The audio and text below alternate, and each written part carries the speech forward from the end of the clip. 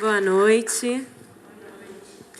Bom, gente, ele é carioca, ariano, botafoguense e desde os tempos do colégio queria ser escritor.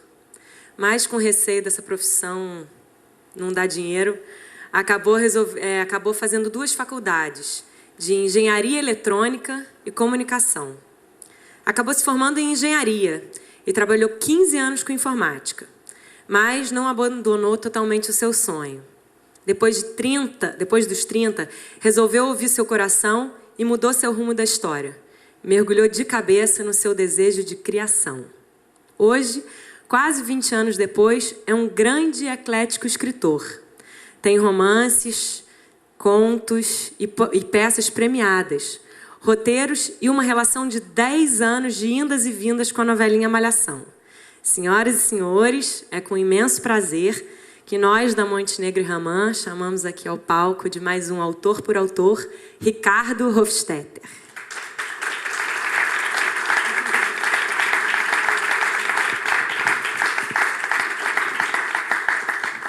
Você resumiu bem minha vida, hein? Uau! Viu que eu estudei, né? Estudei também. Então, Ricardo, eu li um dia desses aí um artigo seu falando dos clichês, que você tem uma simpatia por eles, né? Exatamente. Eu também. Então, vamos começar do começo? Vamos. E eu queria que você falasse um pouco da sua trajetória, assim, como que foi essa sua divisão aí de informática e comunicação. Assim, como é que foi esse ponto de mudança aí, depois dos 30, para resolver mergulhar no seu sonho? Apesar de que, pelo que eu entendi, você nunca deixou de escrever. Sempre tinha ali o sonho estava ali na gaveta e volta e meia se abria, escrevia um pouco, né? Exatamente. Conta aí pra gente como é que foi. É aquela história, né? Você resolve ser escritor. Eu sempre quis ser escritor, né? Eu lembro que com 8 anos eu tinha umas agendas pequenininhas naquela época e eu escrevia umas aventuras de um tal Capitão John na Segunda Guerra Mundial, que eram umas coisas meio loucas. Eu não sei nem se isso ainda existe. E sempre foi meu sonho, mas assim, muito medo de... Mas literatura, isso dá dinheiro, será que eu vou conseguir viver disso, né? Então, aí resolvi uma ideia que hoje me parece idiota, mas que na época foi uma solução para mim.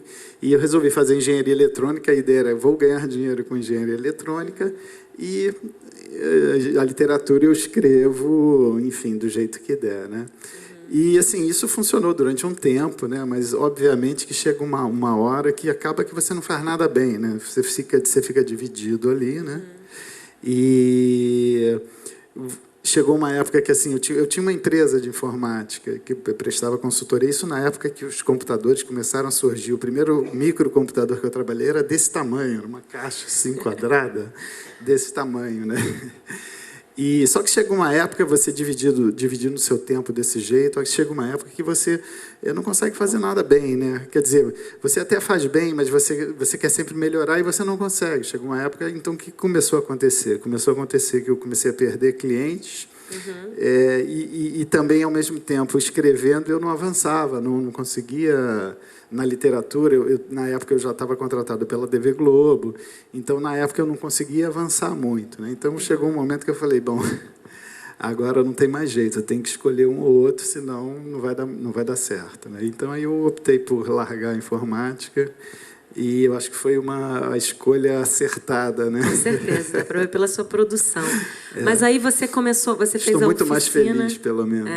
Com certeza. Informática computador dá muita dor de cabeça, principalmente o usuário de computador dá muita dor de cabeça. E aí, então, você fez a oficina da Globo e ainda trabalhando com informática. Isso. Mas nessa época você já tinha feito peça? Na verdade, eu comecei escrevendo literatura. Primeiro eu publiquei 1 ou 2 romances, não lembro direito. Depois eu fui para teatro, montei e ganhei até alguns prêmios em teatro, etc. E depois que eu fui para a TV. A sua pergunta foi mesmo o quê? A minha pergunta foi se você já tinha, se você fez a oficina quando você ainda estava tá. na informática. Então, nessa época, eu ainda tinha uma divisão, né? Eu ainda tinha essa divisão de trabalho de tempo, que era uma loucura, né? Eu tenho uma hérnia de disco aqui na cervical, que eu chamo de Gertrude Stein, que assim, eu trabalhava o dia inteiro na cidade com computador e à noite eu ia escrever no computador de novo.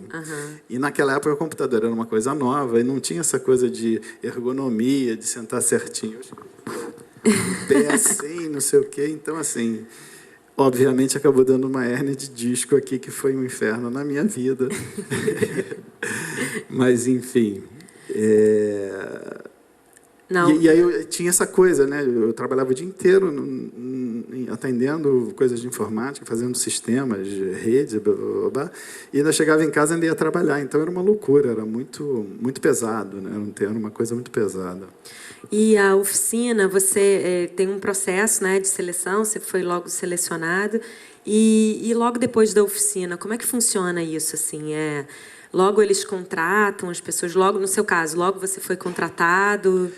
Naquela época, assim, era diferente de hoje. Naquela época, a oficina era uma coisa aberta. Eles anunciavam no jornal e, normalmente, tinha um conto, que normalmente era de Machado de Assis, um escritor tradicional da literatura, e você tinha que pegar esse conto escolhido por eles e fazer um roteiro com eles. Aí você mandava esse roteiro, né?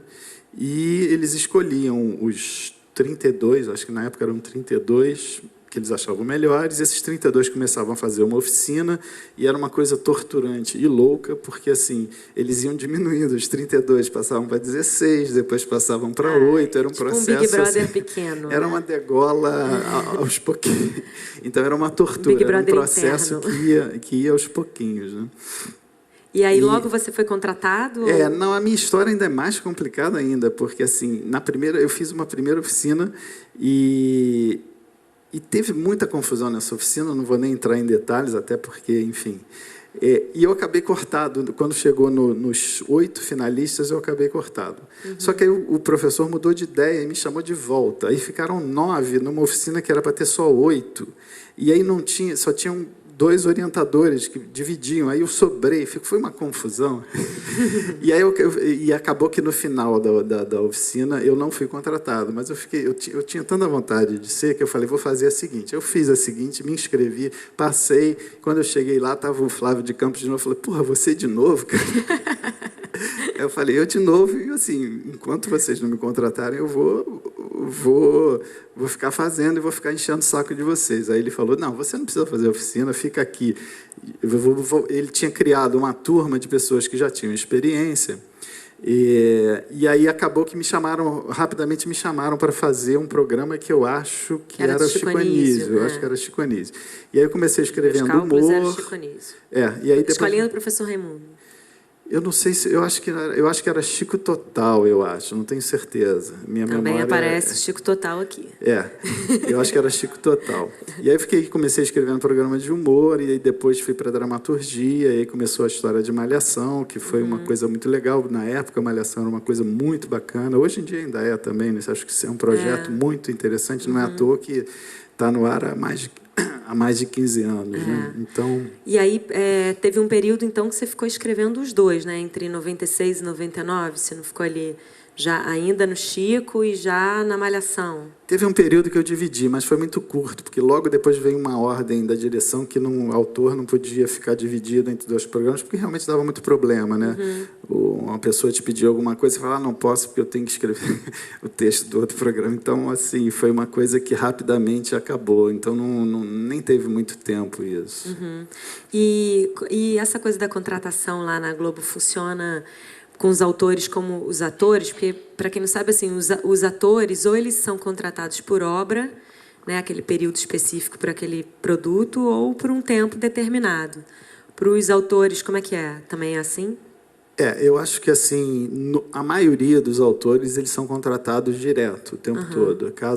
Lógico que tem algumas exceções, né, mas a maioria são... Porque, assim, a verdade é que a TV... o texto é a coisa mais importante da TV.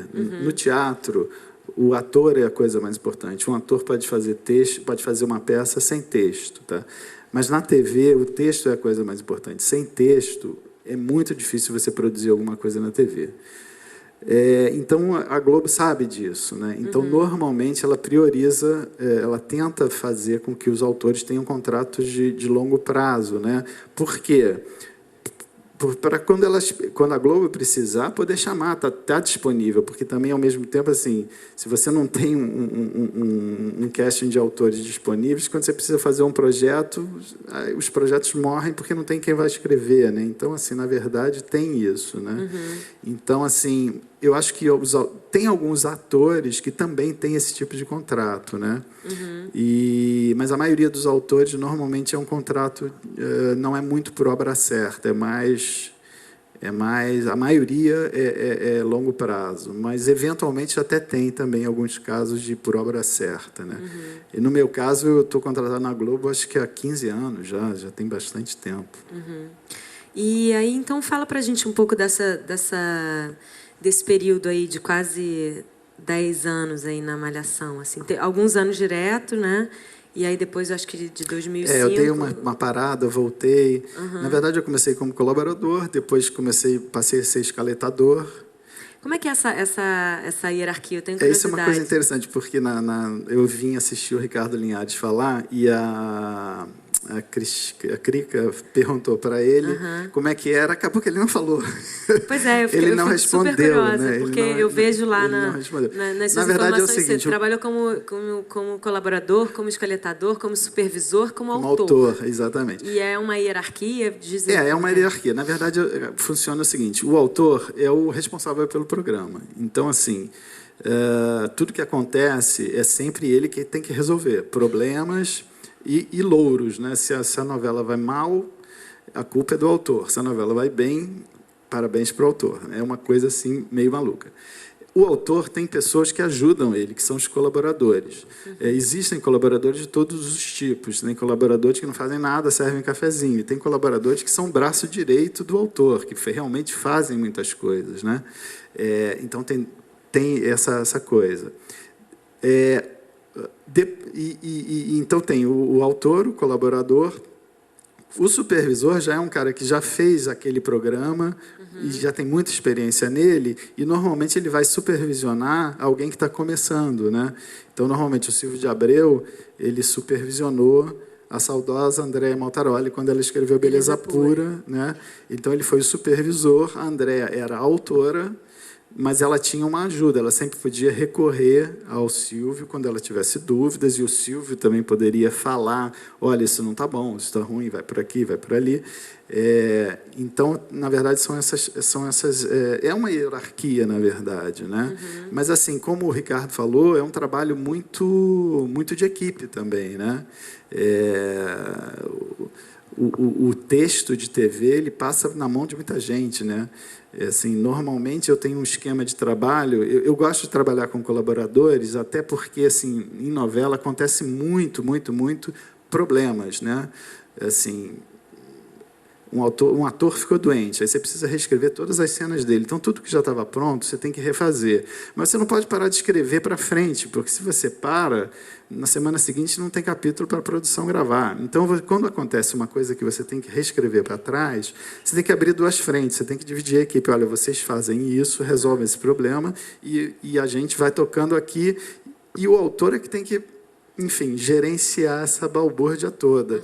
E não é só ator que fica doente, são milhares de problemas. Às vezes, você escreve uma história e a classificação indicativa resolve implicar com aquela história porque acha que aquela história está imprópria. Aí você fala, meu Deus, aí você tem que voltar tudo para trás, refazer. Depois eu quero então, assim, uma equipe grande é sempre uma vantagem nesse momento, porque aí você divide as tarefas. Quantos, mais ou menos? Eu gosto de trabalhar normalmente com...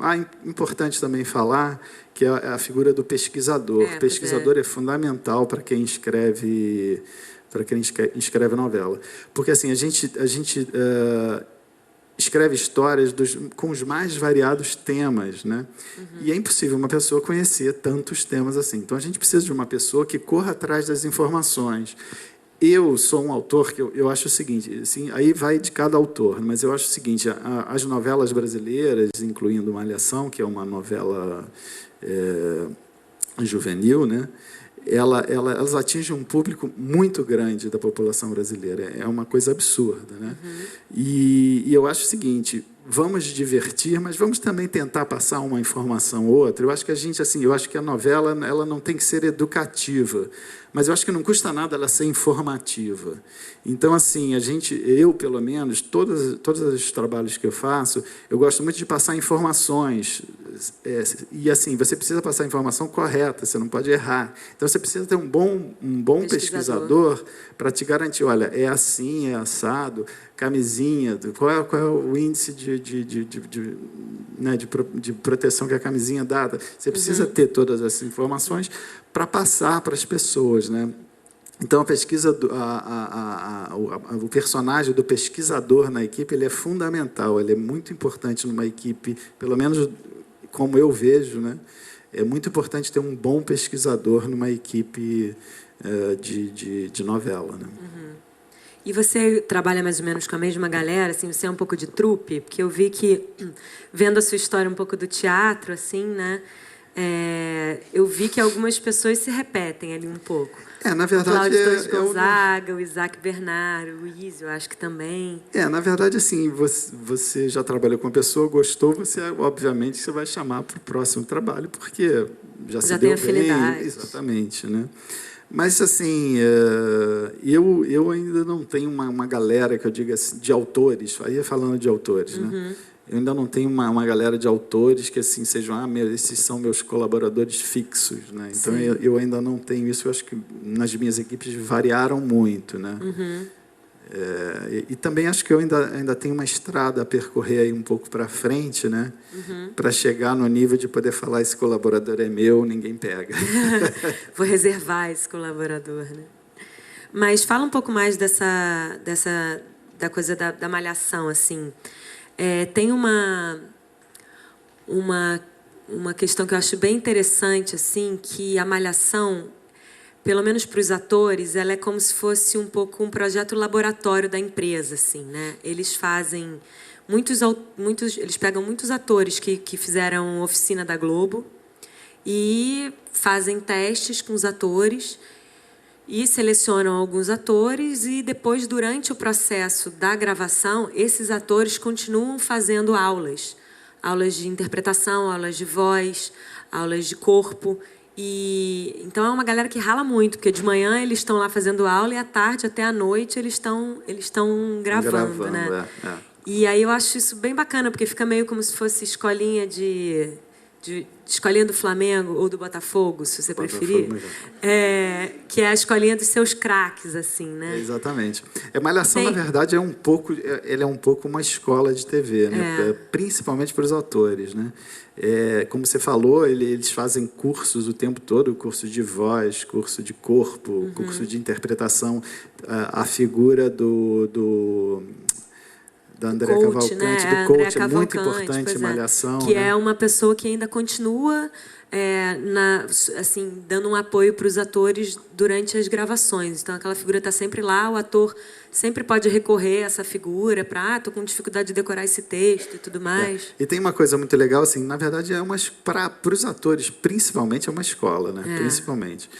E para os autores tem um pouco essa característica também, assim, tem alguma cota autores, de acho que tem, mas é menos. Acho que não é tanto. Para os autores é mais forte, é mais óbvio isso, né? E tem uma coisa muito legal que assim normalmente o que se faz é colocar atores muito inexperientes junto com atores que já têm uma estrada, né? Então, em algumas fases que eu escrevi, teve Maitê Proença, Lucélia Santos. Então, pessoas que tinham uma história muito grande, né? E, então, assim, a troca que acontece entre a galera que é um pouco mais inexperiente com a galera mais experiente é muito legal, porque eles aprendem muito com isso, né? Então, nesse aspecto, eu acho que Malhação é um pouquinho uma escola, sim, principalmente para os atores. Os atores, mas para os autores, alguma coisa algum colaborador tem que ser da oficina de autores? Não tem isso. Eu já trabalhei, por exemplo, na última fase que eu escrevi, que foi Malhação ID, que foi estreou em 2009. Final de 2009. E foi até o final de 2010, né? Não existe essa determinação da direção, olha, não tem isso, né? Mas eu especificamente trabalhei com uma pessoa especificamente que nunca tinha escrito dramaturgia, só tinha feito humor. Então, assim, para ele, eu lembro que ele colaborava muito pouco, porque a experiência... Eu lembro que uma vez eu pedi para ele faz uma historinha aí para mim, ele fez uma história, eu falei, bom, com essa história aqui, esse personagem vai ter que morrer depois, porque você contou a história toda, acabou. Então, assim, quem vem de humor não tem essa noção do tempo de uma novela no ar. Você não pode pegar a história do personagem e queimar ela toda de uma vez, porque se você chega ali na frente, você não tem mais o que fazer com ela, né? Então, você tem que ir com a história aqui e você inventando historinhas paralelas que vão costurando e que vão dando até você chegar no clímax da história daquele personagem. Né? Então, assim... tem esse lado também de ter autores novos que também nunca fizeram, né? E que nesse caso específico era um cara de humor que era ótimo, porque ele não dava boas ideias para histórias, mas ele dava boas piadas, né? Então, assim, acho que todo mundo tem alguma coisa para colaborar. E tem algum comprometimento, alguma responsabilidade, sei lá, da casa, assim, em também formar esse público que é o seu público consumidor, assim, em potencial? Entendi. É um vício, né? Você vicia, mas você joga malhação, vicia.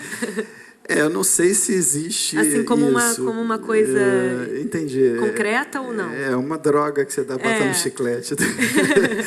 Eu não sei se tem, assim, na direção da emissora, eu não sei se tem essa coisa de que malhação vai formar público de novela. Eu não sei se existe isso. Mas... porque eu sei que pelo Ibope tem aquela coisa de que vocês preparam assentada no sofá para ficar até... mas uma coisa é certa, assim, em TV, o programa que vem antes, ele está sempre ligado ao programa que vem depois, que está ligado ao programa que vem depois. Então, se um programa vai mal, ele vai entregar mal para o seguinte, e para o seguinte recuperar é muito difícil. Então, assim, isso até o Ricardo Linhares falou na última vez que eu vim.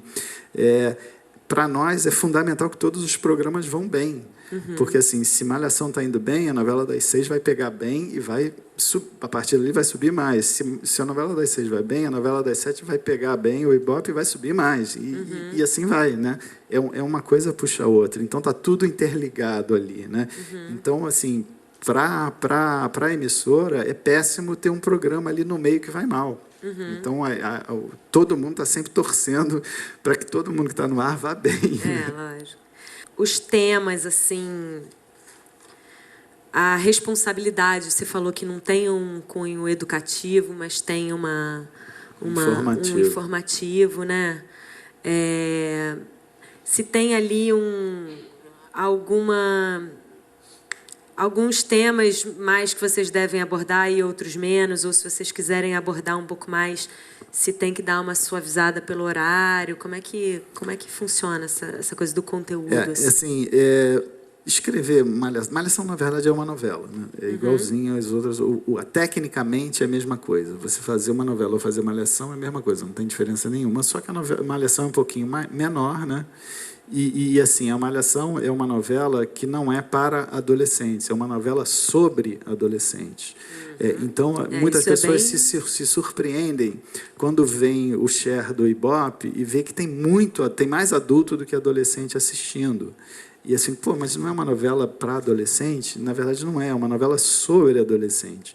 Então, assim, eu lembro que na época que eu escrevia, eu recebia muita carta de pais agradecendo, porque eles assistiam o programa muito querendo entender ou melhorar a relação deles com os filhos, né?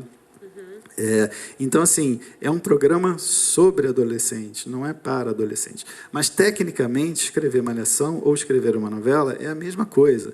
O que muda? Mudam as histórias. Você vai ter que fazer histórias que tenham a ver com o universo adolescente.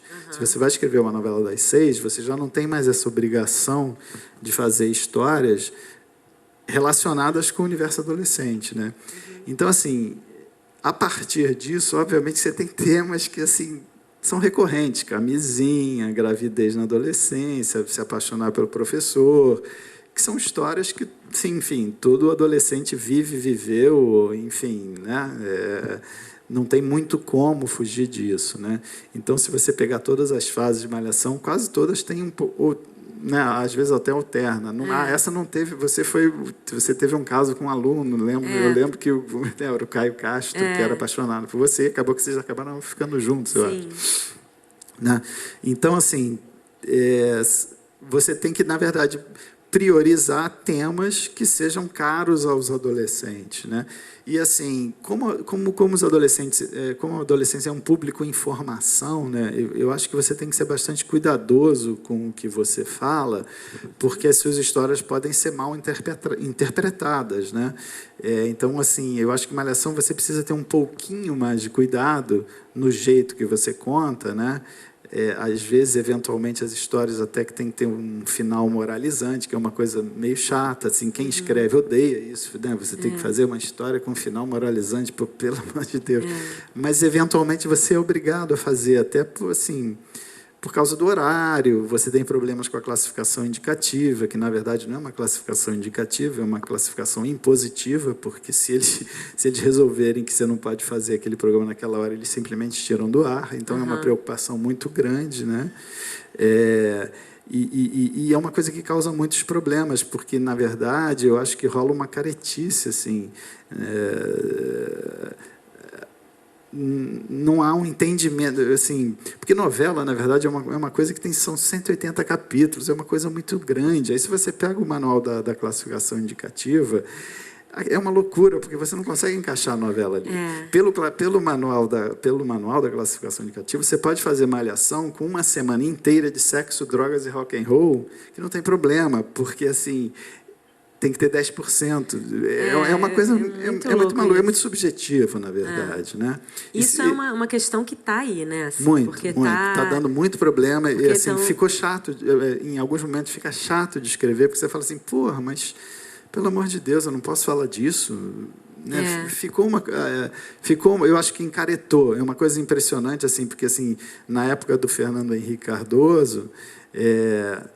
era mais liberal. Quando entrou o Lula, todo mundo achou, pô, legal, agora vai ficar mais moderno ainda. E, pelo contrário, encaretou e ficou uma coisa mais restritiva e que até um pouco, assim, algumas pessoas, eu não sou tão alarmista, mas tem algumas pessoas que são alarmistas, dizem que isso é censura, não sei o quê. Eu vendo na verdade, assim, toda ditadura... dos roteiristas diz que é como assim, é uma nova censura. E, na verdade, toda ditadura começa com isso. Vamos proteger as criancinhas, a família, não sei o quê. E aí, de repente, quando você vê, virou uma ditadura, né? Então, eu acho que a gente tem que tomar muito cuidado com isso, principalmente que é um assunto muito subjetivo, né? Assim, se você quiser, você pega o mesmo produto e esse aqui você desclassifica e esse aqui você classifica, se você quiser. É extremamente subjetivo. Então, assim, depende de quem está lá. E quem está lá? Eu até vi que na Beleza Pura vocês tiveram um pouco essa questão, né? Que para a novela das 7, parece que vocês tiveram a classificação indicativa para 10 anos, porque tinha coisa que falava de atos criminosos. Então, e foi a primeira vez que no horário teve essa classificação, assim, teve essa questão. Eu acho uma loucura, assim, se vocês repararem e assistirem a sessão da tarde que passa filmes, só passa filme para beber, assim, para vocês terem uma ideia, não pode aparecer uma arma. Se aparecer uma arma em cena, esse programa já não é mais indicado, só pode ir para o ar depois das 8 da noite. Então, assim, fica uma coisa completamente louca. Assim, apareceu uma arma e o programa é impróprio. Mas, espera aí, as pessoas estão vendo armas aí na rua, tem favela aqui. Né? Então, assim, acontece. O que acontece? Aí você é obrigado a se descolar da realidade. Você tem que escrever um programa que não está muito ligado na realidade. Aí você começa a escrever um programa que não está ligado na realidade, as pessoas dizem, mas esse programa é uma idiotice, não tem nada a ver com a realidade. Mas, eu não posso escrever a realidade. Não deixam, cara. Então, você fica ali numa encruzilhada, né? Mas, assim, eu imagino que também deve acontecer algumas situações curiosas que acho que deve ter um pouco a ver tanto com o que vocês colocam numa sinopse, que a própria casa pode aceitar ou não, quanto com o que estivesse desenvolvendo e, de repente, esse órgão aí que regulamenta essa coisa da classificação pode implicar ou não. Na temporada que eu fiz da Malhação, essa história, por exemplo, da diretora que se envolve com o aluno, era uma situação que não estava na sinopse e que os autores falaram que, se tivesse, provavelmente a Globo não acataria, porque já é uma situação absolutamente antiética e tudo mais. E isso aconteceu no desenvolver da história, numa situação de acaso ali, e que o público começou a pedir, a coisa lá dos grupos de discussão e tal. Então, foi uma trama que se desenvolveu a partir do público. E aí, não importa a casa, classificação indicativa, porque aquilo ali era o que estava sendo pedido. É lógico que com, né, as devidas... enfim, com os ajustes ali. No final das contas, um final moralista. Ela perdeu o direito de ensinar, ficou com uma coisa de ensino à distância, mas eles terminaram juntos. Uhum. Como é que é essa coisa aí dos assuntos que aparecem pelo público? Qual é esse poder aí dos grupos de discussão? Assim... Da casa, a TV, ela vive de Ibope, né? Assim, nenhum programa de TV, pelo menos no TV Globo, se sustenta se você não tiver um Ibope adequado ao horário que você está, né? Então, assim, você tem que dar tem que dar no mínimo, tem um mínimo que você tem que dar, né? Hoje em dia é um fenômeno que está acontecendo muito, que não acontecia antigamente, mas toda novela que estreia tem sempre uma rejeição. As pessoas dizem que são as viúvas da novela anterior, né? As pessoas que ficam, pô, acabou a anterior, essa eu não gosto, aí fica, essa é uma merda. Não... Depois de um tempo, as pessoas começam... Então, assim, logo que uma nova novela estreia, tem logo um grupo de discussão, e ali as pessoas... Eu já fui num grupo de discussão, é muito interessante, é muito legal, porque assim, as pessoas... Eu tenho muita curiosidade. Essas horas eu queria ser uma mosca. Não, é muito interessante, porque as pessoas ficam numa sala, a gente fica num vidro, né? Parece filme de detetive, né? Você fica naquele espelho que eles não te veem, mas você vê eles. Aí tem comidinhas, bebidas, para eles ficarem à vontade, para não ficarem inibidos, né? E você fica ouvindo o que eles falam. Só que, assim, você tem que filtrar muito, você tem que adequar o que eles falam, porque, às vezes, o que eles falam não é o que você tem que fazer. Então, por exemplo... eu odeio aquele personagem porque ele é muito mau, eu odeio ele. Mas ela, no fundo, ela gosta de ver a maldade que ele faz. Sim. Ela odeia o personagem, mas ela gosta de ver. Uhum. Então, você tem que também ter um filtro para saber o que o cara está querendo dizer que ele quer.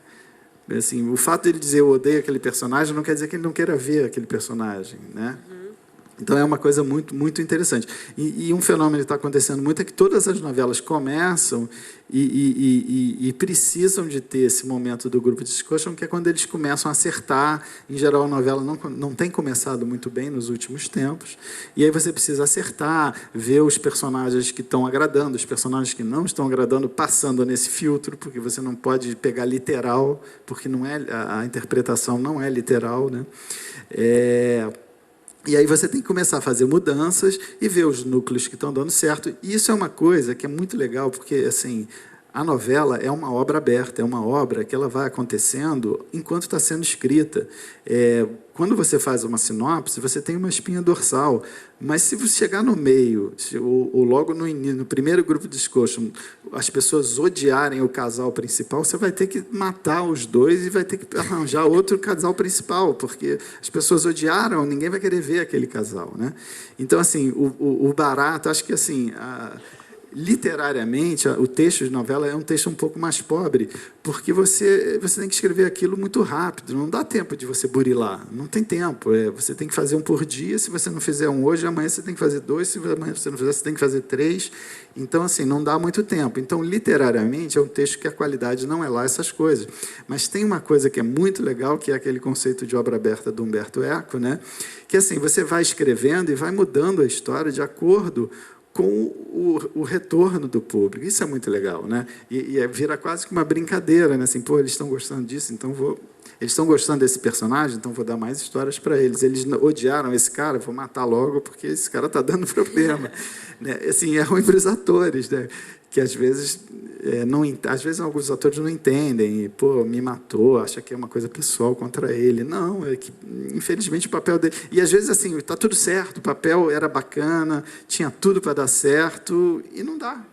É uma coisa, a novela é uma coisa meio misteriosa, né? E às vezes coisas que você nem estava acreditando, você botou ali só para encher uma linguiça e de repente todo mundo ama, todo mundo adora, e aí você tem que começar a investir naquele núcleo, ou naquele personagem, enfim. Uhum. E me parece assim que você gosta desse contato com o seu público, assim, né? É muito legal, cara. Assim, eu já recebi ameaça de morte, já. Mas aliás, culpa sua. Culpa minha? Culpa sua. Porque você fez aquela fase anterior, que é que eu peguei Malhação ID. Uhum. E quando eu entrei, enfim, eu tirei todo mundo e comecei uma história nova. E eu recebi ameaças de morte, porque as pessoas amavam justamente o casal da professora com o aluno. Todo mundo falava, se você, a audiência vai cair, eu vou parar de assistir se você matar ele. Recebi ameaça de vou te matar, vou descobrir seu endereço. Então, assim, tem uma coisa muito legal. E tem uma coisa também muito legal que as pessoas, às vezes, você não está nem esperando nada e você recebe um e-mail super emocionado de uma pessoa falando, pô, aquela história que você contou me emocionou. Eu lembro que em 2004, que foi a fase da fase da Vagabanda, que foi a fase de Malhação, assim, que deu um ibope absurdo, né? Que foi uma coisa louca. Foi uma coisa histórica. Foi uma coisa histórica. Tempo, né? A gente deu 49 de ibope, que hoje nem novela das 8 dá, né? Eram outros tempos também, né? Que louco, né? 2004 eram outros 2005, tempos. 2004, pois é. E eu lembro de uma história que tinha um personagem que tinha câncer de próstata, e ele era machista, ele não admitia o câncer de próstata, enfim, para fazer o teste tem que ter a tal dedada, não sei o que naquela época tinha, né? E ele era muito machista, ele não aceitava, e ele estava preferindo morrer do que fazer o tratamento. Assim, eu pensei que isso é uma loucura, mas, na verdade, isso é uma coisa que acontece direto. E eu recebi uma carta de uma mulher falando muito obrigado, porque, graças à sua história, o meu marido foi fazer, e ele perdeu o preconceito. Então, assim, tem umas coisas muito legais que acontecem, né? E que você não está nem esperando. Assim, na verdade, eu não estava nem esperando. Um pouco eu estava falando, porra, esse cara machista desse jeito, esse cara não existe, não é possível que um cara vá perder a vida só por causa de tomar uma dedada. Não é possível. E era verdade, tem gente que faz isso mesmo, né? E assim, a mulher me escreveu agradecendo, muito obrigado, meu marido fez, você salvou a vida do meu marido, né? É uma coisa louca. E você, o canal assim que você mais se comunica com o seu público é o quê? Pelo seu site, pelo site do produto, pelas redes sociais? Como é? Na verdade, assim, quando a gente está no ar, a gente não tem muito tempo para olhar um a um porque assim, é muita coisa. São e-mails que nenhum ser humano consegue ler. 50 mil por dia, é impossível. Então, não tem como você ver. Existem filtros e existem departamentos da Globo que te passam, que fazem um apanhado, faz uma coisa estatística lá e eventualmente passa para você. Eventualmente, eu gostava de, quando tinha tempo, olhar um ou outro. Mas, assim, você tem 50 mil, você olha 4, 5. Então, assim, você pode ter uma visão viciada da coisa, né? Mas é impossível. Quando está no ar, é impossível você ter esse contato direto. Até gostaria, mas é impossível, não tem como. E como que você vê, assim, nesse tempo, que eu acho bem interessante que de 98, eu acho que você começou, né, a escrever Malhação, por aí. Sei lá, não, na minha memória. Agora, né, ficou um tempo sem e tal, mas voltando em 2009... tem um retrato de uma geração aí, assim, né? Que a gente identifica que eu assim, fiquei pensando em nomear como AI e DI, né? Antes de internet e depois de internet. É verdade. Como uma coisa que em 98 já tinha internet, mas não tinha essa quantidade, cada um com o seu computador e tal. Então, é uma mudança muito significativa de comportamento, assim, né? E como que você acha que a novelinha absorveu essas mudanças, assim? Nesse último ano, eu acho que mais ainda, quando você fez a Malhação ID, porque aí já tinha coisa das redes sociais, que também já é uma outra revolução, assim, da comunicação, né? Como que você acha que que a novela foi absorvendo isso e se você já consegue olhar com algum distanciamento um retrato assim dessa geração, porque eu fiz o Confissões de Adolescente, né? Uhum. E é muito engraçado eu vendo hoje em dia as reprises e coisas e tal, e que é exatamente a relação, a geração aí, né? Porque foi em 94 que a gente filmou. Então, não tinha, assim, tem 3 cenas que tem a personagem da Maria Mariana, que era jornalista, estudante de jornalismo, num laptopzinho ali pré-histórico. E umas 3 cenas que tem um celular, que é um celular, assim, gigante, que até uma cena da Maitê Proença falando no shopping, assim, tipo uma perua, porque só peruas tinham um celular. Como que você vê esse assim, período? Por um aí? lado é legal porque assim, para a gente ganhou novas histórias, né? A internet e o celular, ela ao mesmo tempo que ela dificultou, ela também trouxe novas histórias. Tem histórias que não dá mais para contar porque o cara tem o celular, ele liga, mata a história, acaba com a história, né? Ele tem um celular ali, então aí você tem que inventar porque nesse dia o celular descarregou a bateria ou ele esqueceu, então é assim. Por um lado, é legal que você tem novas histórias a contar e por outro lado, dificulta bastante, porque você sempre pensa, pô, mas essa história é inviável hoje em dia, esse cara não, pô, ele vai na internet e vê. Então tem esses dois lados. E eu acho que assim, a grande mudança que teve, eu acho que foi no público, porque assim, naquela época, as opções de lazer eram menores, tinha menos opções, né? Então, assim, a TV era quase que única para o adolescente, né? E agora, não. Agora ele pode ir na internet, ele pode assistir a novela na internet, ele não precisa assistir na hora que está passando, ele pode assistir a qualquer hora. Inclusive, na internet você tem todos os capítulos, você pode ver quando você quiser, do jeito que você quiser, na ordem que você quiser, né? E tem DVD, assim, outra coisa que também mudou muito, e aí em relação ao público, né? As pessoas têm mais dinheiro hoje, a situação econômica melhorou. Então, assim, as pessoas saem mais de casa, né? Então, assim, antes as pessoas muito ficavam assistindo TV porque não tinha outra opção. E hoje não, quem fica porque quer mesmo, né? Então, assim, o perfil da audiência mudou muito, né? E fora que, assim, hoje em dia você está tratando com um camarada que está com a televisão ligada no MSN, no Twitter e no Facebook ao mesmo tempo, baixando uma música num fone, escutando ao longe a televisão e a mãe, o gato, o cachorro, o irmão, né? Eu acho isso uma loucura. Mas esse é o público hoje em dia de Malhação, né? Vocês têm também algum artifício dentro da obra de agora, nesse momento, a gente vai fazer isso e todo mundo vai olhar para a televisão? Olha, eu não sei se existe essa fórmula, até gostaria de saber, porque seria maravilhoso ser o detentor dessa fórmula. Gritos, né? Gritos. Eu acho que ela não existe, mas se descobrirem, eu vou querer ter acesso a ela, porque ela vai ser maravilhosa. Não tem, você tem que tentar se fiar em histórias interessantes. Na verdade, assim, novela, as histórias são sempre as mesmas. Vamos combinar, porque a história é sempre a mesma. O que muda é o jeito que cada autor vai contar, né?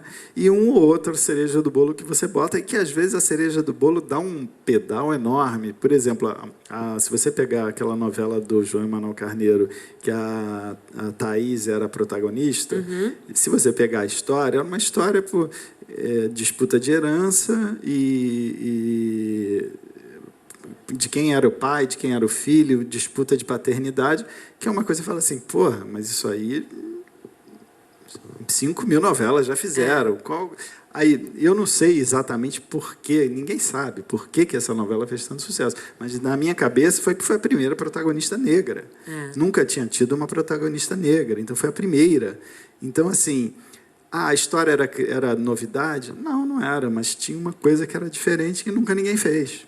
Malhação 2004 tinha uma coisa que ninguém nunca tinha feito. Eu botei uma banda ao vivo, uma banda de músicos. Os garotos eram músicos, os protagonistas, a vagabanda. Os garotos eram músicos.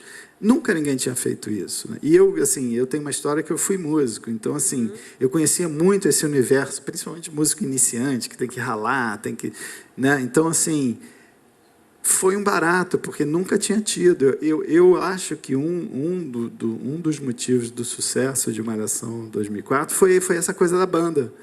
que nunca ninguém tinha feito, assim. E realmente deu histórias muito interessantes, muito legais. O cara fazia uma música para a garota que ele gostava, mas ele não podia admitir, e a outra, que era a namorada dele, ficava querendo descobrir, você fez essa música para ela ou para mim? Aí ele tinha que dizer, não sabia o que... Né? Teve muita coisa interessante. Então, às vezes, assim, se você for pensar, mesmo a novela, ela é muito repetitiva, mas o que dá o charme é um olhar um pouquinho diferente, ou uma novidadezinha que você bota, que às vezes parece uma bobagem, mas que rende milhares de histórias que nunca foram contadas. E aí vem uma avalanche de coisas bacanas. Eu acho que esse é o barato da novela. Porque assim, você tem que escrever uma coisa que as pessoas estão acostumadas a assistir, mas você tem que escrever diferente. Eu até ia te perguntar isso, mas você já respondeu, porque o Manuel Carlos, quando ele veio aqui, ele estava falando justamente dessa... que sempre tem uma questão de que o formato da novela já está desgastado. O formato da novela já está desgastado.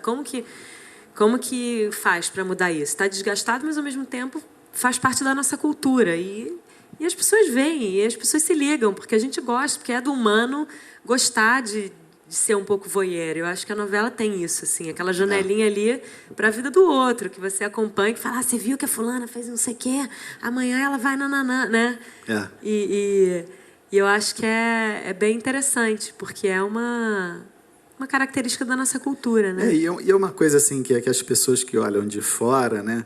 Porque assim, a novela, se você é uma coisa muito maluca. Se você não assistiu nenhum capítulo da novela, você assiste você acha uma merda aquele troço. Você fala, porra, que bobagem, cara, como é que ninguém pode perder tempo assistindo essa porcaria? Aí você assiste uma semana, na semana seguinte você está doido para ver de novo, você não consegue parar. Então, assim, uma crítica que eu faço muito aos críticos de novela é que eles, às vezes, eles vão criticar uma novela, eles pegam um capítulo, aí fazem uma crítica, só que uma novela tem 180 capítulos. Você não pode criticar, é como você criticar um livro lendo uma página, é uma loucura, você não pode fazer isso. Para você criticar com verdade uma novela, você tem que assistir a novela inteira. Né? São 180 capítulos. Então tem essa coisa interessante. Você nunca viu uma novela, você vê um capítulo, você acha horroroso. Você vê uma semana, vê se na semana seguinte você não vai estar querendo ver de novo. E voltando a falar essa coisa das redes sociais, você acha que a rede social hoje em dia tem o poder de, pela mobilização, aumentar ou diminuir uma audiência? Acho que não. Acho que não. É porque se dependesse do Facebook, por exemplo, se fosse hoje em dia, o Vale Tudo ia ser o sucesso de Ibope de novo, porque... mas Vale Tudo foi um sucesso. Né? Pois é. Então isso, as pessoas falam. Na assim, verdade, a novela que mais falam em Facebook, pelo menos no meu ciclo ali. Na verdade, está repetindo um sucesso que já foi. Eu acho que não, eu acho difícil. Eu acho que... Eu pergunto isso porque eu vi uma coisa da imprensa falando também no início da temporada do ID, dizendo que você convocou uma galera pelo Twitter. Não, na verdade isso aí foi os repórteres entenderam isso tudo errado, não foi nada disso. É que eu comecei a receber muitos e-mails, assim, saiu uma notícia não sei de onde, que o Malhação ID ia acabar. E as pessoas ficaram desesperadas, não pode acabar. Quer dizer, quem estava assistindo na época ficou desesperado, não pode acabar. E começaram a me mandar, e começou uma movimentação, Malhação não pode acabar, vamos mandar mensagens para a Globo para pedir para não acabar, não sei o quê. E eu mandei um e-mail para eles falando assim, olha, não adianta vocês fazerem isso, porque o que mantém uma novela no ar é o Ibope. Então, assim, mandar carta para a Globo, isso não vai mudar nada. Então, se vocês realmente querem que o programa fique no ar, convençam as pessoas a assistir e façam o Ibope subir. Mas ficar mandando carta para a Globo não vai adiantar nada. Na verdade, eu estava falando, criticando a estratégia que eles estavam usando. Falei, e na imprensa saiu como se eu estivesse desesperado e estivesse convocando. A imprensa é como se eu estivesse convocando para as pessoas assistirem. Assistam, por favor. Não era isso. Eu estava falando que a estratégia deles não ia funcionar. Isso aí não ia adiantar, né? E, enfim, mas essas coisas que acontecem com jornalistas, com jornais, etc. E deixa eu ver aqui o que mais perguntar da Malhação. Aqui. Eu sei que você tem umas perguntas que você tem que fazer que você ainda não fez, hein? Não, eu já perguntei até algumas do Ibope, né? Lembrando disso, tem assim essa coisa que você estava falando do seu modo de escrever, então. Depois eu volto para Malhação. Como é que é quando você está... Como é que é essa coisa da pressão, né? Que eu imagino que isso deve ser desesperador. A pressão dos capítulos que vão sendo comidos no ar, né? Sempre tem essa imagem, assim, de que o cara escreve, vai vir um negócio, né? Não, a melhor coisa é quando tem um jogo de futebol da seleção e cancela um dia, você fala, puta, ganhei um dia, que maravilha. Ganhei um dia. Como é que você escreve? Você tem um horário ali organizado? Eu não tenho muita rigidez de horário, não. Mas, assim, tem que fazer um por dia, não tem jeito. Então, não tem esse papo, não. Então, tem que fazer. E eu tive muita sorte, não sei se sorte, eu não sei se na Globo me protege, eu não sei o que é, mas eu nunca tive muita pressão da emissora falando, olha, tem que melhorar o... Não sei se talvez também eu tenha dado sorte de que todas as fases que eu escrevi foram bem de Ibope. Eu não sei também se foi isso. Porque também a TV Globo é uma caixa preta. Você não sabe o que acontece. É uma loucura. Assim. Na verdade, ninguém sabe o que acontece lá dentro. Acho que nem eles mesmos sabem. Então, assim... Eu não sei se eu tive sorte ou se eu sou protegido ou se as fases que eu fiz sempre foram bem de audiência e por isso nunca me cobraram. Mas eu nunca fui muito cobrado, assim, de ter essa cobrança, aquela... mas né, eu digo até a própria cobrança da estrutura, não, que aí escrever por dia tem que ter uma inspiração aí tem uma cobrança maneira. Do dia a dia, né? Que assim, que você tem que fazer, não tem essa conversa, e tem um dia que você está doente, tem um dia que você está com dor de cabeça, mas... paciência, tem que fazer, então não tem muita conversa. E é um trabalho muito pesado, principalmente para o cabeça, para o autor, né? Os colaboradores, eu já fui colaborador, já fui autor, já fui supervisor, então conheço bem todos esses trabalhos. O colaborador, em geral, tem uma vida mais tranquila, mais mansa. Mas para o autor é muito difícil, porque tudo vem para ele, né? Todos os problemas recaem na mão dele, é ele que tem que resolver tudo, né? Então é muito difícil. E você também, assim, você não pode ficar vacilando muito, ficar pensando muito, você não tem muito tempo para pensar. Você tem que fazer. Se você parar para pensar, você já dançou, já perdeu um capítulo, perdeu 2, perdeu 3, e aí quando você perde de frente, é um inferno, né? E eu imagino que vocês devem ter alguns fatores um pouco limitadores, assim, porque eu tenho a impressão de já ter feito uma novela das 8, uma das 7, uma das 6 e a Malhação. Que a Malhação é a que tem um orçamento mais apertado, né? E isso deve ser bem limitador para vocês. Vocês não podem criar uma explosão de bobeira, vocês não podem explodir um cenário, vocês não podem... Pode, não. Né? Como é que é isso não, Malhação é de lidar com isso? Assim, e também a questão do merchandising, que me parece que em algumas temporadas tem, em outras não. Como é que é isso, do orçamento, do merchandising? Assim, a produção de Malhação, a Malhação ela é uma novela que não tem uma produção de novela, né? A produção de novela, normalmente, ela tem 2 ou 3 frentes de gravação. Então, enquanto um cara está gravando no estúdio, tem outro diretor que está gravando na externa no mesmo dia. A Malhação não tem equipamento e nem tem profissionais suficientes para isso. Então, só pode gravar, ou grava estúdio, ou grava externa. Então, assim, tem uma limitação engraçada que você não pode escrever muitas cenas de estúdio, porque senão não dá tempo, não tem tempo de estúdio. E você também não pode escrever muitas externas, porque senão não tem tempo de sair para fora para gravar. Então, você tem que ficar ali equilibrando uma coisa com a outra, né? Então, é muito comum você mandar uma cena e o diretor liga e fala, olha, essa cena não vai poder ser no estúdio, posso fazê-la numa pracinha? Aí você pensa e vê se aquilo não vai derrubar a sua cena. Se for uma cena romântica na pracinha... Dependendo até da pracinha, até pode ser, né? Então, aí você tem que decidir se pode, se precisa fazer alguma mudança, né?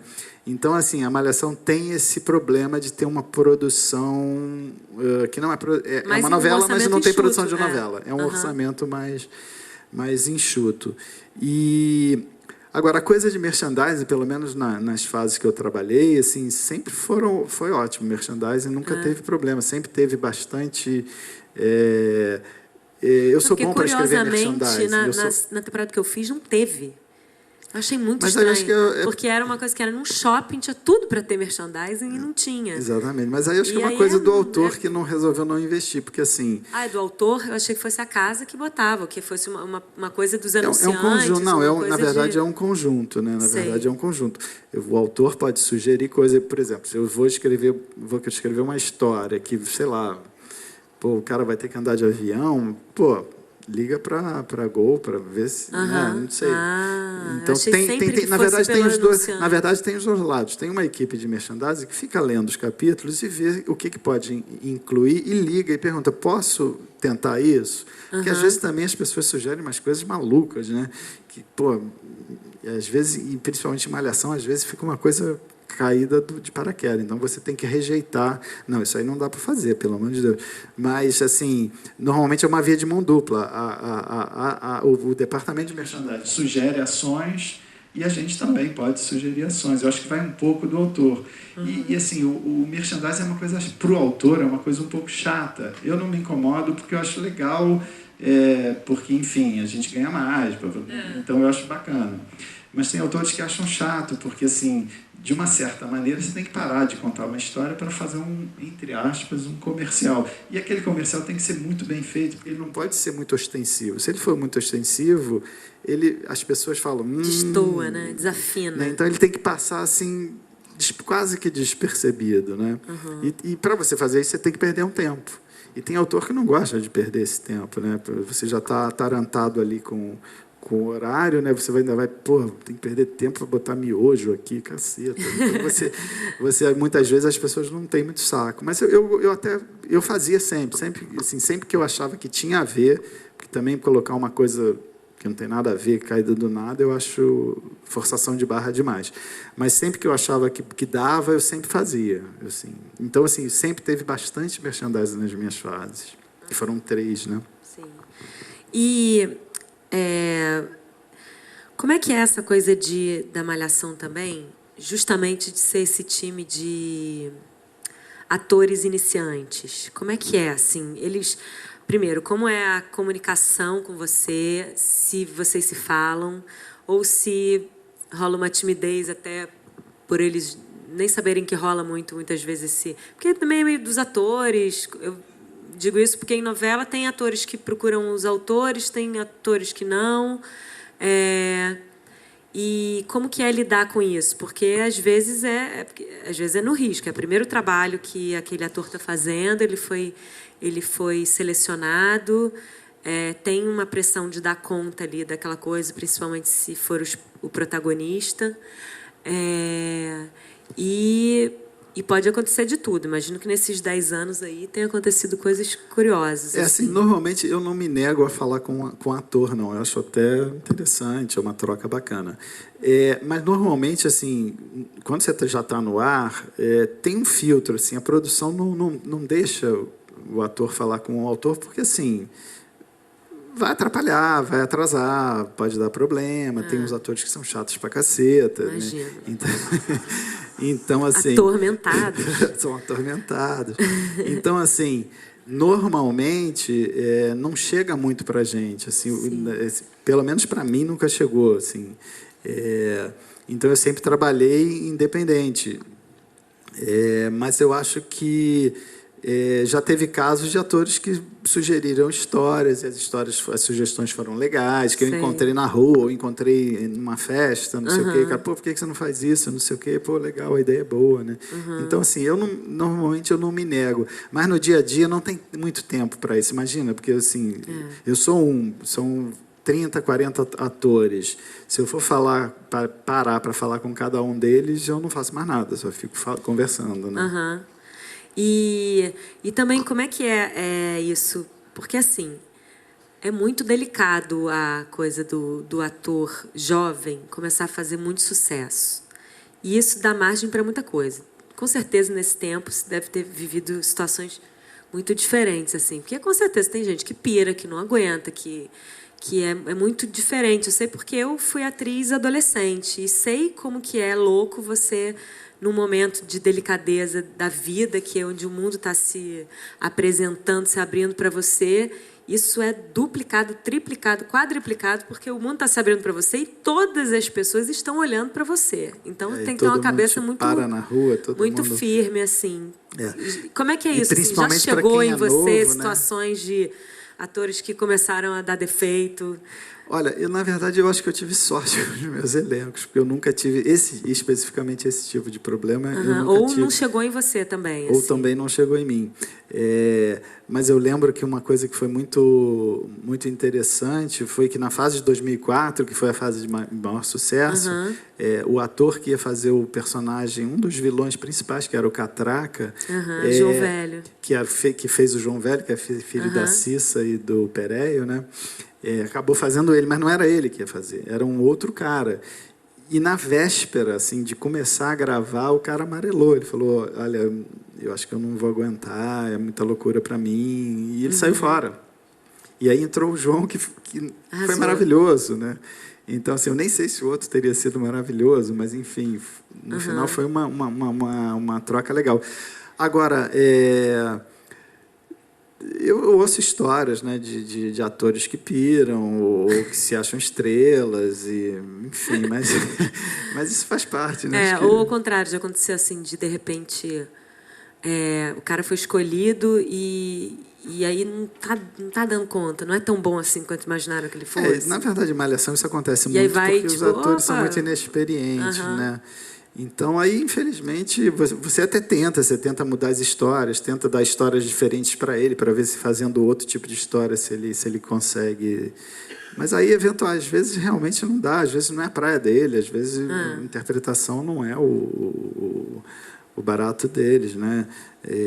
Ao mesmo tempo, tem outras coisas, como a Marjorie este ano, né? Tem outras surpresas por outro lado, né? Que, enfim, acho que faz parte da vida, né? Assim. E como que funciona a coisa da escalação com você, dos atores, assim, até agora? Você tem alguma...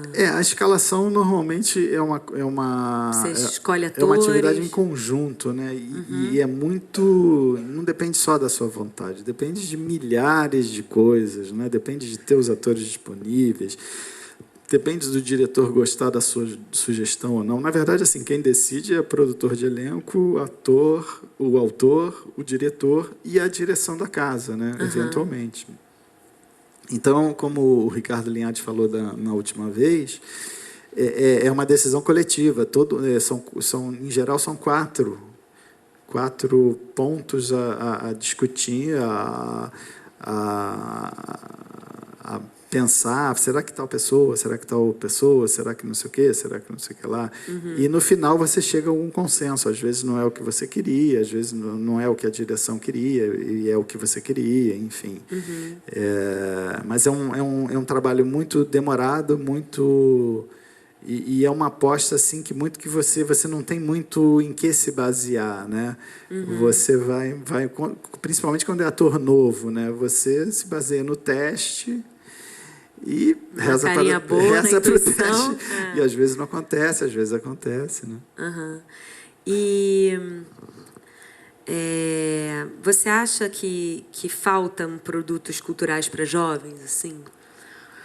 Na televisão, porque eu pergunto isso também ampliando para a sua produção literária, né? Que o Ricardo é muito curioso porque ele é um escritor bem plural, assim, ele tem vários romances publicados, romances premiados, peças 9 peças que foram montadas e outras 7 inéditas, que aliás eu fiquei super curiosa para ler ali. Depois eu te mando.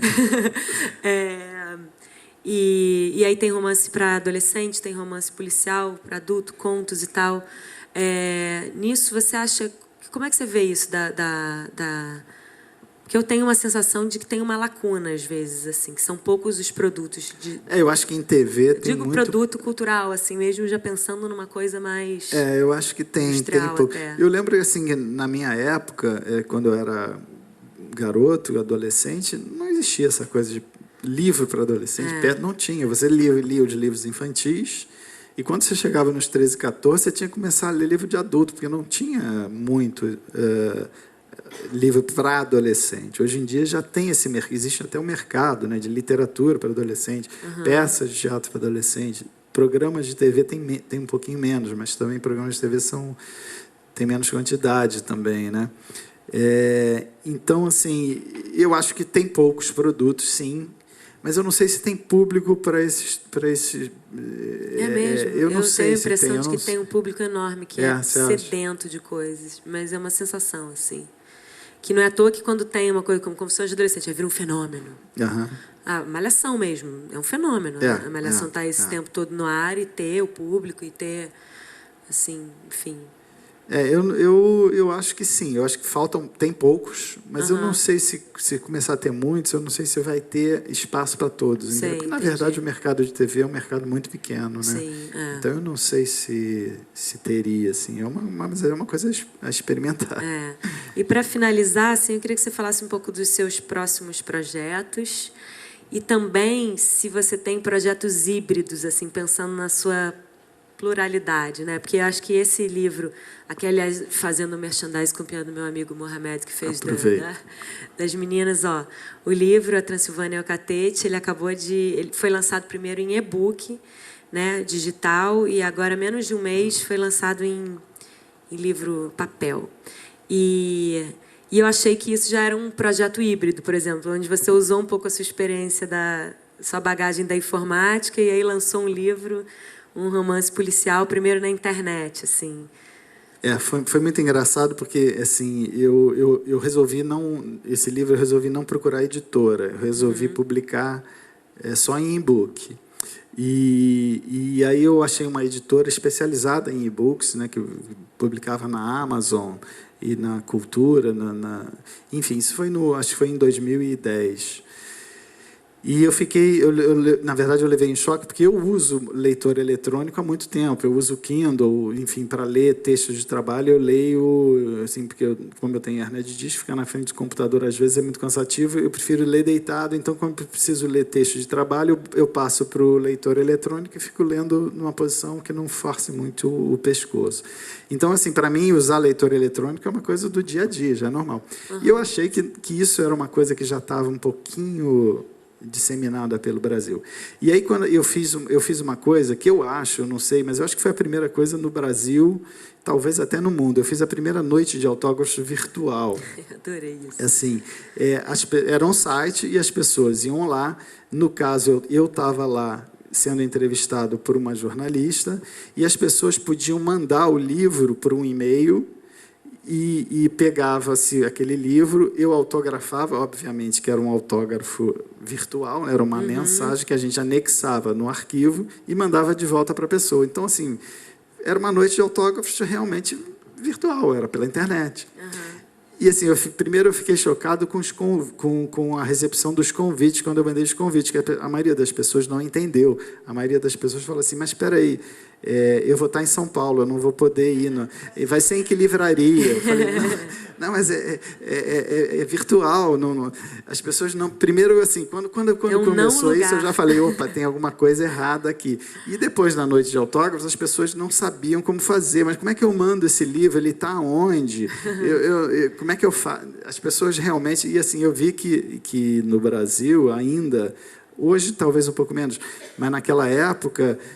o e-book, as pessoas não estavam preparadas para usar o e-book. Elas não sabiam, assim, muito poucas pessoas tinham. Eu achava que meus amigos todos tinham e, na verdade... porque você vem da informática. Exatamente. Você está à frente do seu tempo. E eu acompanho essa coisa de e-book há muitos anos. Né? E para mim aquilo foi um choque, até porque nos Estados Unidos, hoje em dia, já se vende mais livro e-book do que em papel, né? Então, eu achei que aqui também seria uma coisa legal. E, na verdade, assim, as pessoas não souberam o que fazer. A noite de autógrafos, muito pouca gente conseguiu receber o seu autógrafo. Foi meio que um fiasco, assim, né? Mas ficou essa lição de que eu acho que ainda vai... Para o Brasil ainda vai precisar de um tempo. Aliás, no blog que eu tenho, no blog Log, eu falo exatamente sobre isso, né? Eu acho que o e-book é uma coisa fantástica. Eu acho que... acho que a tendência é essa mesmo. Mas tem um tempinho ali de adaptação. Acho que quando pegar vai ser celular. Exatamente. Rapidinho. E você tem projetos híbridos, assim, que eu chamei assim, que eu achei que essa era um exemplo que juntava suas experiências, mas, tipo... Você tem vontade de fazer um projeto para a TV, por exemplo, que seja uma obra fechada, que você tenha mais liberdade de criação e que seja menos realista, por exemplo, ou não? Ou você pensa numa... Aí eu pirei aqui em ideias de projetos híbridos, mas uma novela musical, um filme teatral, uma peça cinematográfica, alguma coisa que junte a sua experiência, ou, se você não tiver, falar um pouco dos seus próximos projetos. Uma coisa que eu queria muito fazer, que era até uma coisa que a Globo queria fazer, era telefilme, né? Porque as pessoas fazem muito filme para cinema, mas esquecem que pode fazer filme para TV também. E assim, muitos cineastas começaram... Spielberg começou fazendo filme para TV, né? Acho que aquele Encurralado era um filme que ele fez para TV, não era para cinema. Então, assim, eu acho que é uma coisa muito legal. E que, em uma época, na Globo, se falou muito, vamos fazer telefilmes, não sei o quê. E eu tinha um projeto muito legal de telefilmes. Acabou que, não sei o que aconteceu, a ideia não foi para frente, mas eu acho a ideia do telefilme muito legal, porque principalmente para a Globo fazer, porque ela tem todos os meios, tem tudo ali pronto, tem atores, produção, tem tudo, então é muito fácil para a TV Globo fazer, né? Eu tenho um livro recente agora que ficou pronto anteontem, que é um texto meio maluco e que são 40 textos curtíssimos, alguns textos têm 2 frases só, e cada texto tem uma ilustração que são retiradas. Eu fotografo também, eu não sou profissional, mas eu tenho um hobby de fotografia que eu fotografo muito. E a minha mulher ela conseguiu uns efeitos nas minhas fotografias fantásticos, parecem quadros de Hopper. Coisa. Então, o meu próximo projeto de literatura é lançar esse livro, que são 40 textos de homens falando sobre mulheres. E são textos muito loucos, assim, como eu falei, tem textos assim, desse tamaninho, né? E cada texto tem uma imagem associada, que eu acho muito bacana. Vai ser um livrinho pequenininho, né? E é uma coisa que é meio híbrida, né? Mistura fotografia com isso já é com texto, né? Então eu acho bem bacana. Na TV, você tem próximos projetos? Na TV, meu sonho, eu gostaria de fazer o Geraldo Pereira. O Geraldo Pereira foi uma peça que eu escrevi em 2004 e ganhou o Prêmio Shell de melhor texto. Ganhou o Prêmio Shell de melhor texto, mas foi uma peça que muito pouca gente viu, porque era um elenco de 15 atores, 4 músicos, era uma coisa impossível, assim, economicamente. Então, ela ficou em cartaz muito pouco tempo, a gente não conseguiu nem vir para a Zona Sul. A gente estreou naquele FAT, né, no Festival Porto dos Palcos. Da prefeitura, que era um projeto da prefeitura, mas a gente, com o tamanho da produção, a gente não conseguiu. E o meu sonho era fazer uma minissérie na TV sobre Geraldo Pereira, que o Geraldo Pereira é um compositor da Mangueira, um negro de 2 metros e bêbado, boêmio, mulherengo, brigão, que ele tem histórias hilárias, muito engraçadas, e ele tem sambas que ninguém sabe que é dele, todo mundo acha que Falsa Baiana é do Caetano Veloso, não é dele, Sem Compromisso, todo mundo acha que é do Chico do Buarque, não é do Geraldo Pereira, Na Subida do Morro, todo mundo acha que é do Moreira da Silva, não é do Geraldo Pereira. Assim, o Geraldo Pereira, eu brinco que é o compositor mais conhecido e menos conhecido do Brasil, porque todo mundo conhece os sambas dele, mas não sabem que são dele. Né? E a história dele é muito legal, né? Porque ele era boêmio, ele brigou com Madame Satã, teve a mítica briga dele com Madame Satã, que Madame Satã teria dado um soco nele e ele teria morrido por causa do soco. Né? Então, ele tem histórias da boemia dos anos 50 muito legais. Né? Aí o projeto é virar uma série, uma minissérie. Seria uma minissérie, né? A ideia seria isso. Eu até entreguei esse projeto lá na Globo, está em apreciação lá. Não sei como é que está andando esse processo. Ótimo. Adorei. Eu também. Vamos abrir para perguntas agora. Vocês podem ficar à vontade aí para perguntar. Tem microfone aqui, ali. Aquele momento de constrangimento inicial. Olha, tem uma pergunta para abrir logo isso, acabar logo com esse negócio. Olá. Bom, na verdade é o seguinte, até uma curiosidade minha, você escreveu Beleza Pura com Andrea Maltaroli, né? E Andrea Maltaroli foi uma autora que começou a ascensão dela e foi interrompida, né, porque ela faleceu. E eu queria saber um pouco, que tem uma curiosidade, porque todo mundo sempre falou super bem da Andrea Maltaroli. Eu tive dos 2 contatos com ela na vida, achei ela super bacana. Queria saber como é que foi esse período que você escreveu Beleza Pura com ela, como é que foi esse trabalho junto com ela? Bom, a Andrea foi minha grande, talvez única parceira, pelo menos até agora, na TV Globo. Ela era minha grande parceira. A gente trabalhou juntos em Malhação, né? Eu colaborando com ela como escaletador, e depois ela saiu, ela fez a minha supervisão, e depois, mais tarde, a gente veio trabalhar em Beleza Pura. E a Andrea era uma pessoa maravilhosa, tinha humor, ela é engraçada, ela sempre conseguia ver o lado engraçado da vida, né? E ela tinha uma coisa curiosa, que ela e a família toda dela eram espíritas. Então, para eles, a morte não tem esse peso que tem para a gente, né? E eu lembro que o enterro dela, a mãe da Andrea falando, fez as pessoas rirem, que chegou a contar algumas piadas, quer dizer, não contou piadas, mas contou coisas engraçadas. Então, assim, era uma pessoa muito especial e, foi, assim, para mim foi uma perda muito grande, que era uma grande parceira que eu tinha na TV Globo, né? Então, foi assim, eu sinto muita falta dela. E ela foi a figura que você, na verdade, teve a experiência de fazer uma primeira novela mesmo, num formato mais novela, né? Foi na Beleza Pura, né? Eu colaborei com ela em Beleza Pura, que foi uma novela que deu super certo, era muito bem-humorada, era muito engraçada, né? E foi muito divertido escrever aquela novela. Tá aqui olhando por todos. Obrigado. Alguém? Ali.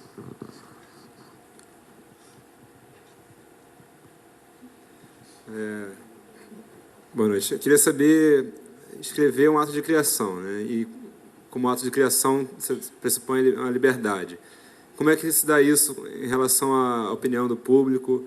Se você é autor, eu imagino que você deve ter uma história na sua cabeça e, de repente, o público, de alguma maneira, não aceita ela e você tem que mudar aquilo.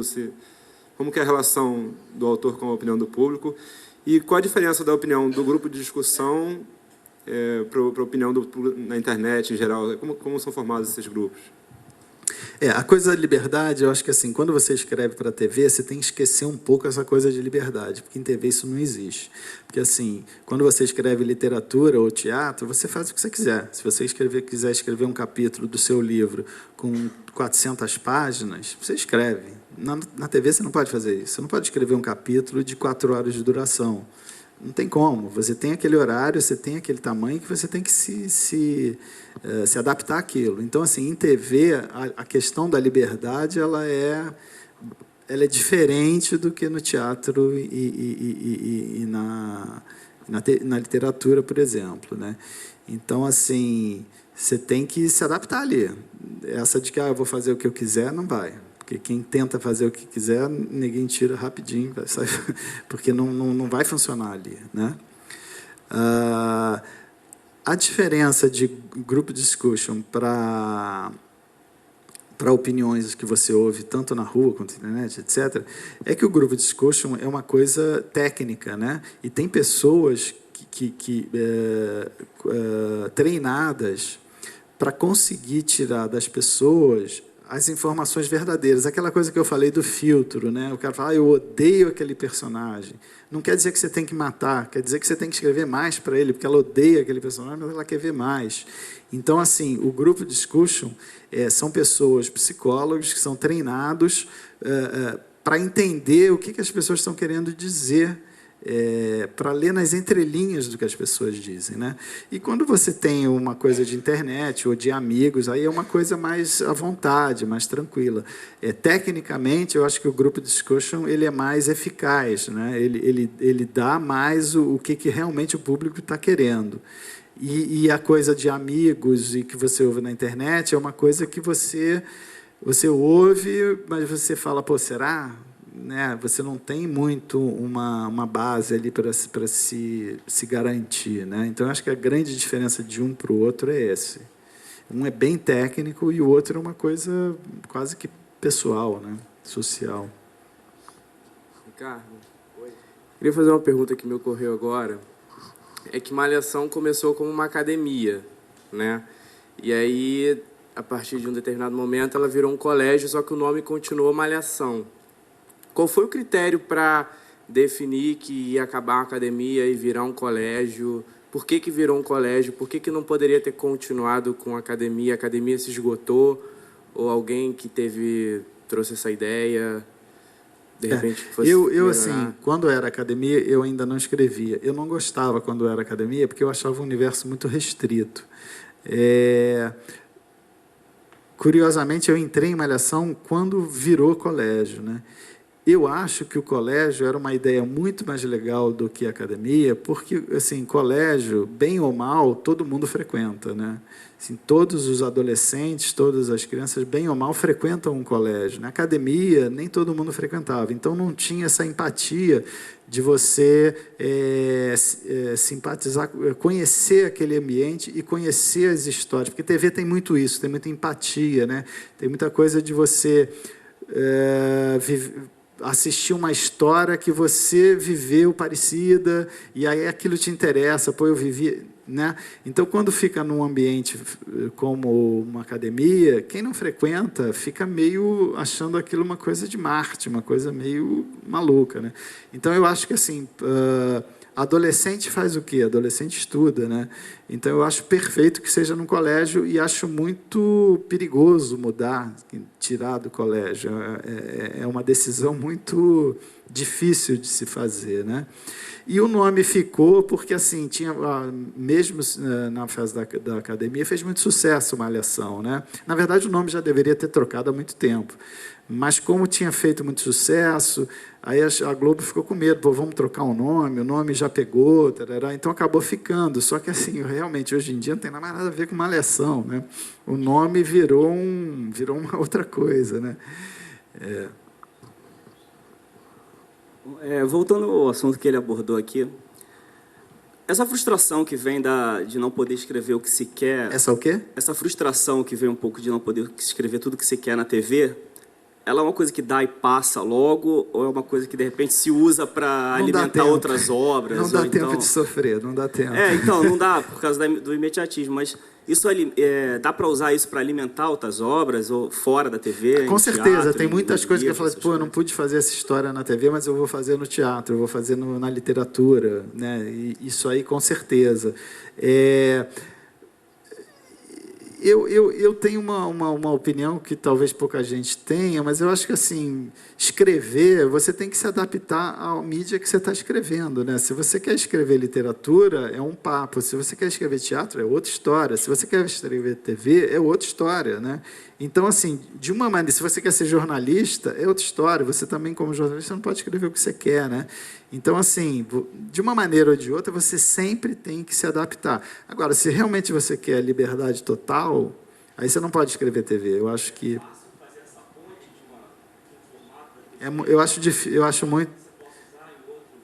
Eu acho difícil porque são técnicas diferentes de escrever. Então, eu acho bem difícil de você fazer a mudança. Não é todo mundo que consegue fazer bem isso. Eu tento, humildemente aqui, tento fazer o melhor que eu posso, mas nas mais diferentes mídias, né? Mas eu tenho essa consciência de que tem histórias que funcionam na TV, mas tem histórias que não vão dar certo no teatro.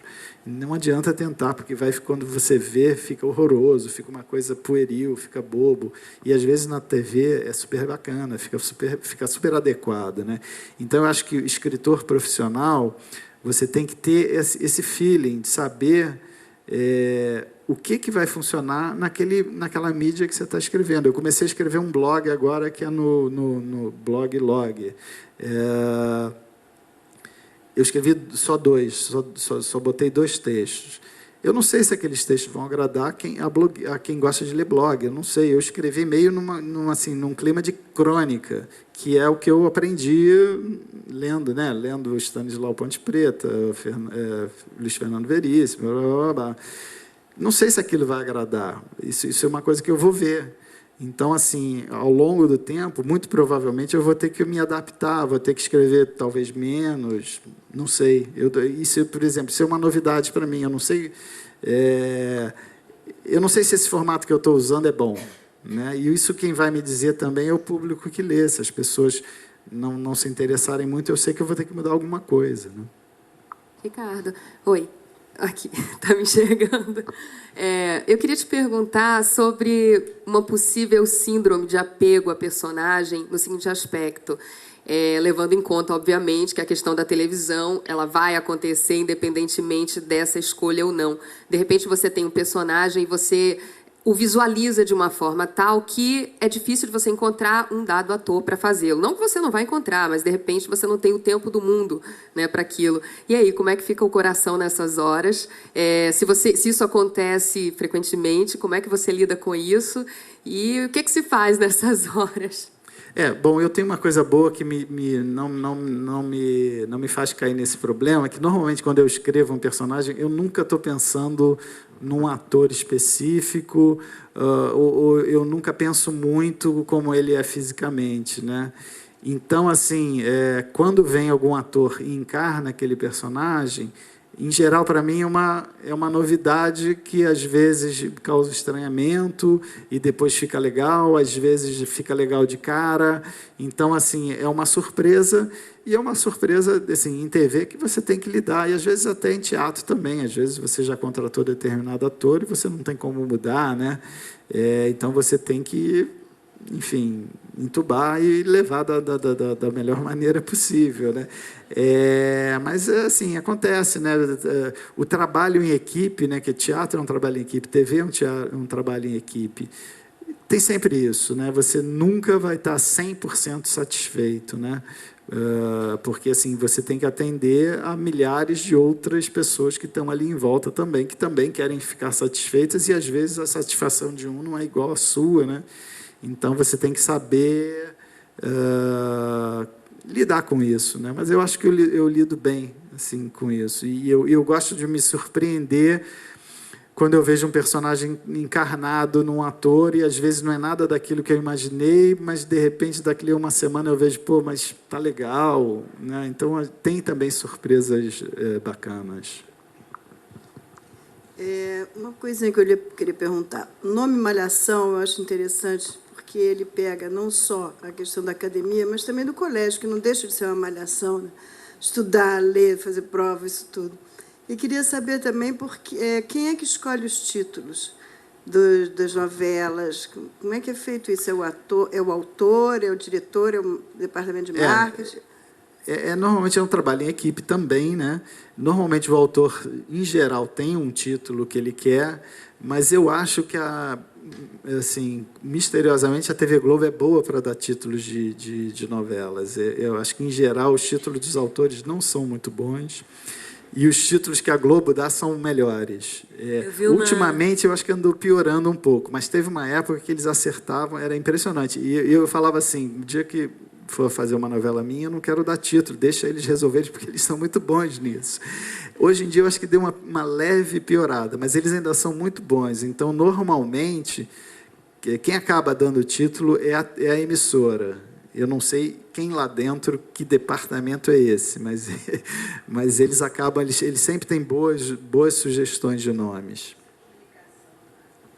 Eu vi uma notinha, alguma coisa na internet falando que antes o nome de Beleza Pura era tipo Operação Vaca Louca. Era isso? Esse nome era bem ruim, né, gente? Beleza Pura é bem melhor, né? Era isso mesmo. Aliás, eu não lembro nem por que era a Operação Vaca Louca. Por que era? Não, acho que é porque antes a novela se passava num restaurante, depois mudou para ser um salão de beleza. E acho que a Vaca Louca tinha alguma coisa a ver com a comida, com a carne. Mas aí, quando mudou para uma clínica de estética, aí o Beleza Pura. Inclusive, foi um título perfeito, porque era a música do Caetano, né? Enfim. Ricardo, aqui, ó. Você disse que as novelas, histórias, são sempre as mesmas, né? Ou muito parecidas. A gente sabe que os autores hoje reservam os atores. Então, são sempre os mesmos atores, né? E a gente sabe que os atores sempre fazem os mesmos personagens, né? Então, fica assim, a mesma história, com os mesmos atores, fazendo os mesmos personagens. Então, isso tira novidade. A pergunta que eu queria fazer é a seguinte: com tantos atores talentosos, entendeu? Por que a Globo insiste nisso? Tirar essa novidade, a gente fica com a impressão de que a gente já viu aquilo, entendeu? Então, acho que podia diversificar um pouco, né? Na verdade, o que acontece, assim, novela é uma coisa muito misteriosa. Assim, às vezes está tudo certo, o texto é maravilhoso, a direção é boa, o ator é maravilhoso e o público não gosta. Assim, se vai dar certo ou não, é uma coisa muito misteriosa. Ninguém sabe. Diziam que o Boni era fodão, ele falava isso vai dar, se dava. Não sei, porque nessa época eu não peguei o Boni. Mas hoje em dia não tem ninguém que diga assim, olha, isso aqui pode fazer que vai dar certo, esse cara, esse ator pode fazer. Não tem isso. Então, o que acontece? As pessoas vão no que já deu certo. Quem que já fez sucesso? Esse aqui, esse aqui, esse aqui. No meio desses que já fizeram sucesso, eles botam uns 3 ou 4 novos, e aí é assim, é a chance de ter a novidade, a renovação, para os atores é essa, é pegar um desses papéis e, de repente, bombar e dar certo, né? Eu acho que é isso, assim, porque é muito difícil você garantir que alguma coisa vai dar certo. Às vezes o ator é bom pra cacete. O Rubens Correia era um ator do cacete, mas ele na TV ele nunca funcionou. Ele nunca deu certo na TV. E era um ator maravilhoso, né? Então, e aí o que você, né? Então, assim, o que acontece com a direção? Pô, vamos no que já deu certo. Tony Ramos, perfeito. Glória Pires, vamos no que já deu certo. E aí entram as novidades, que são os caras que têm que se virar ali para mostrar um serviço e, de repente, conseguir furar uma barreira e entrar. Na verdade, eu acho, isso é a opinião pessoal minha, eu acho que é isso. Bom, gente, queria agradecer aqui, Ricardo, sua presença. Muito obrigado, eu adorei. Também adorei, espero que a gente ainda se encontre muito aí por todos os seus campos de ação. Maravilha. Queria agradecer a presença de todos, queria te presentear aqui com esse lindo buquê, em nome da Montenegro e Ramã. Obrigado. Muito obrigada. É isso, boa noite, gente, até a semana que vem. Um beijo grande.